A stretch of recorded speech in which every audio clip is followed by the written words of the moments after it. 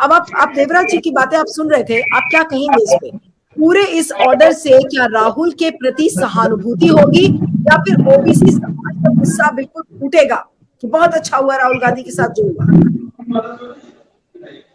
नहीं, देखिए, इसमें दो तीन अलग अलग बातें हैं। पहली बात तो ये कि राहुल गांधी की तरफ जो सहानुभूति या फिर उनकी जो स्वीकार्यता है वो बिल्कुल बढ़ी है पिछले 8-10 महीनों में, उसमें कोई दो राय नहीं है। और ये बात एज ए जर्नलिस्ट या एज ए पॉलिटिकल एनालिस्ट सिर्फ मैं नहीं कह रहा, ये बात बीजेपी भी मान रही है। बीजेपी अगर ये नहीं मानती तो इतनी हमलावर नहीं होती, ये बात बिल्कुल फैक्ट है। पहली बात। दूसरी बात यह है कि जहां तक ओबीसी समुदाय को खींचने की बात है और ओबीसी समुदाय के जो वोट बैंक है उसके ऊपर हर एक पॉलिटिकल पार्टी की नजर होती है। और ये पूरा जो किस्सा है या पूरा जो मुद्दा हुआ है उसमें ये बात कांस्टेंट की जा रही है, बोली जा रही है सत्ता पक्ष के द्वारा कि राहुल गांधी जी ने मोदी सरनेम के द्वारा ओबीसी समुदाय का अपमान किया है। अब आज की तारीख में अगर ओबीसी समुदाय का अपमान बीजेपी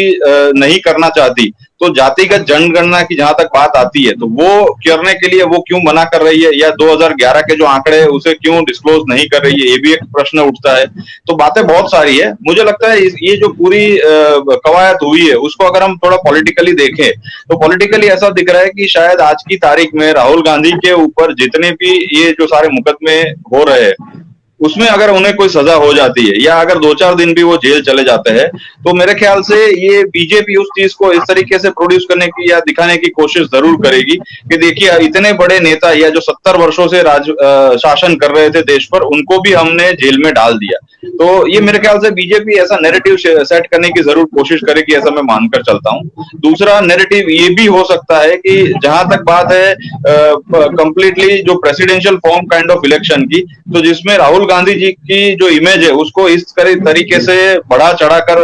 पूरी तरीके से दिखाया जाएगा, भले नेगेटिव ही दिखाया जाए, कि ताकि 2024 का जो इलेक्शन है वो बिल्कुल मोदी जी बनाम राहुल जी हो जाए। और इस तरीके से शायद बीजेपी का ये भी रणनीति अंदर हो सकती है कि बीजेपी ऐसा मानकर चले कि मोदी जी का जो मुकाबला है वो शायद आज की तारीख में राहुल गांधी नहीं कर सकते। तो मेरे ख्याल से ये इलेक्शन की पूरी कवायद है, पर ये साफ तौर पर दिख रहा है कि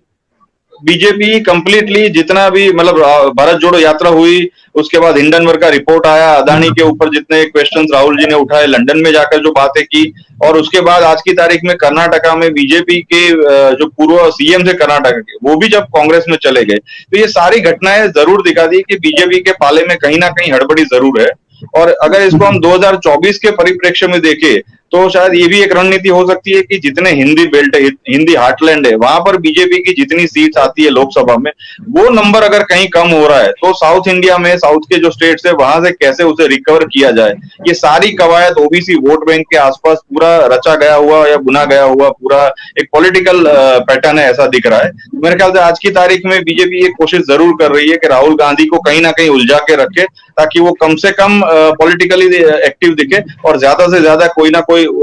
ऐसी कोर्ट्स या लॉ वगैरह की जो पैटर्न्स है उसमें हमें उलझे हुए दिखे। तो ये शायद ये प्रयत्न है, कंप्लीटली पॉलिटिकली दिख रहा है। इसमें लीगल पॉइंट ऑफ व्यू में देखे तो 1860 के बाद, जैसे हमने अगली डिबेट में भी चर्चा की थी, कि ये दूसरा ही किस्सा है ऐसा, ये ऐसा किस्सा नहीं है। और एक और बात जो हमेशा हम डिबेट में चर्चा करते हैं कि बीजेपी के ऐसे कितने नेता है जिन्होंने रैलीज में ऐसा नहीं बोला हो जो बोलने लायक ना हो। ऐसे बहुत सारे उदाहरण है, ऐसा नहीं है एग्जाम्पल नहीं है, पर फिर भी खैर आज की तारीख में जो एग्जाम्पल सेट किए जाते हैं वो सिर्फ विपक्ष पर सेट किए जाते हैं, ये बात साफ स्पष्ट है। अब ये विपक्ष को सोचना है कि उनका जो लीगल टीम है वो उसको कैसे फाइट बैक करता है। आप सही कह रहे हैं, बिल्कुल सही ऑब्जर्वेशन जिगर दोषी ने दिया है। मैं आऊंगी देवराज जी, लेकिन मुझे अब निकुल से सवाल करने हैं कुछ। निकुल, मुझे ये बताइए कि आपको जब पता है कि बीजेपी राजनीति किस तर्ज पर करती है, चाहे वो विंडिक्टिव पॉलिटिक्स हो, मतलब पूरा तन मन धन साम दंड भेद सब कुछ लगा देती है और कोई भी विपक्ष को जरा सी भी विंडो नहीं है, तो राहुल गांधी इस तरीके की गलती करते क्यों है कि जहां पर वो फंस जाए? मैं इसलिए नहीं बोल रही हूँ कि राहुल गांधी को ये बोलना नहीं चाहिए था, मैं ये बिल्कुल नहीं कह रही हूँ। मैं ये कह रही हूं कि अगर क्रिमिनल डेफेमेशन जैसा टूल बीजेपी इस्तेमाल कर रही है, जो कि हर सभ्य समाज में कहा जाता है कि क्रिमिनल डेफेमेशन ऐसे लॉ की जगह नहीं है, अभी इस बात को तस्दीक रॉय साहब भी करेंगे, लेकिन फिर अगर क्रिमिनल डेफेमेशन का इस्तेमाल बीजेपी कर रही है तो फिर आप लोग भी करिए। आपको याद होगा जब राजीव गांधी का दौर था उस समय एक नारा होता था, बोफोर्स का जब पूरा स्कैम सामने आया था, गली गली में शोर है और राजीव गांधी चोर है, इस तरीके के स्लोगन्स लगते थे। उस समय हम लोग छोटे थे, but we used to read in the magazines कि इस तरीके के स्लोगन्स बराबर लगते थे। और आप देखिए कितनी बातें इस बीच में बोली गई हैं जो कि बीजेपी की तरफ से भी नेताओं ने बोली हैं। तो कांग्रेस को ये दिखता नहीं है, कांग्रेस भी करे ना ये डेफेमेशन टूल, आपके पास है कानून तो है, उसका इस्तेमाल क्यों नहीं करती है कांग्रेस, क्यों नहीं कर रही है कांग्रेस? डेफिनेटली आपने जो पॉइंट रखा है कि भाई अगर राजनीति में है और कोई विपक्षी पार्टी अपने खिलाफ कोई कार्ड खेल रही है तो डेफिनेटली राजनीति में हमें भी खेलना चाहिए। लेकिन जिस तरह आज हमारा न्यायपालिका का पूरा परिस्थिति है कि कितने सारे केसेस आज पेंडिंग है, तो अगर ऐसे ही सब लोग केस करने लगेंगे और हम एक पॉलिटिकल वेंडिक्टा के तहत एक आदमी को या एक पर्टिकुलर नेता को खत्म करने के लिए पूरा मशीनरी का जो भी न्यायपालिका है या जो भी है वो लगाएंगे तो अपना टाइम वेस्ट होगा। हम लोग जब राजनीति में है तो एक दूसरे पर आक्षेप प्रति आक्षेप, आपका जो राजनीतिक दुश्मन है वो बिल्कुल ये नहीं सोच रहा है, आपका जो राजनीतिक दुश्मन है उसकी सोच बिल्कुल ऐसी नहीं है।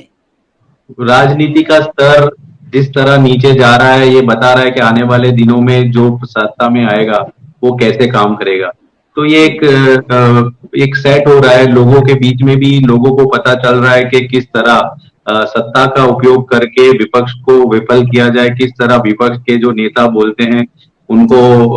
डिमोरलाइज किया जाए, तो किस तरह मशीनरी का अच्छी तरह उपयोग करना। तो ये सब आने वाले दिनों में एक एग्जाम्पल सेट होगा, क्योंकि अगर कोर्ट में भी कोई जजमेंट आता है तो पिछला जो जजमेंट होता है उसका कोट किया जा रहा है। तो आने वाले दिनों में राहुल गांधी जी का ये जो जजमेंट है डेफिनेटली आने वाले दिनों में कोई भी नेता होगा उसके सामने ये डेफिनेटली एक कोर्ट के रूप में रहेगा। और अगर राहुल गांधी जी को सजा होती है तो आने वाले दिनों में भारतीय जनता पार्टी के नेता को भी जब वो पब्लिक रैलीज में जाते हैं तो उनको बोलने का ध्यान रखना होगा। अगर कहीं पे भी होगा या हुआ होगा तो उसके लिए हमारा पूरा लीगल टीम काम कर रहा है। और इसमें हमने देखा कि एक सुरपणखा वाला जो स्टेटमेंट दिया है उसके खिलाफ तो ऑलरेडी हमने एक केस दायर किया हुआ है। तो आने वाले दिनों में ये केसों की संख्या बढ़ सकती है, लेकिन